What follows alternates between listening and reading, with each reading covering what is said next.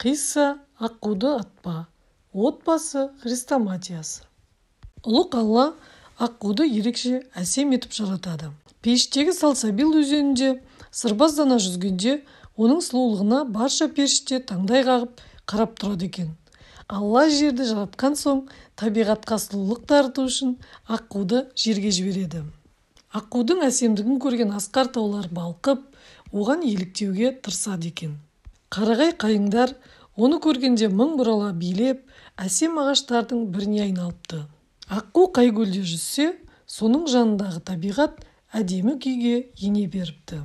Алайда аққудың әсемдігіне ғашық болған періштелер аққулы мекендерге үйір болады. Аққуды көрсе, ұлық Алланың жаратылысына таң қалып, тапжылмай қарап тұрады екен.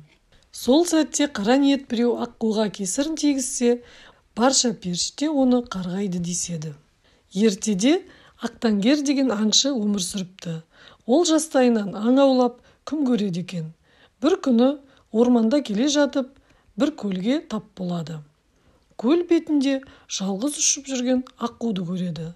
Аққуды атпақшы болған Ақтангер мылтығын кезей бергенде, аққуды тамашалауға келген періштелер «Атпа!» деп айқайлайды. Аңшы кім айқайлағанын түсінбейді. Жан-жағына қараса, ешкім жоқ.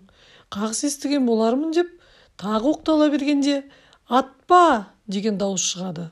Аңшы бұл жолда сәл кідіріп тұрады да, мылтықтың шүріппесін басып қалады. Сол кезде періштелер оның мылтығын қағып жібереді. Оқ қисық ұшып, аққудың аяғына тиген екен. Аққу сұңқылдай ұшып, көзден ғайып болады.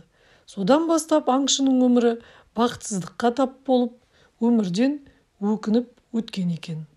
Көнекөз қариялардың айтуынша, Ақтангер періштелердің наласына ұшырапты.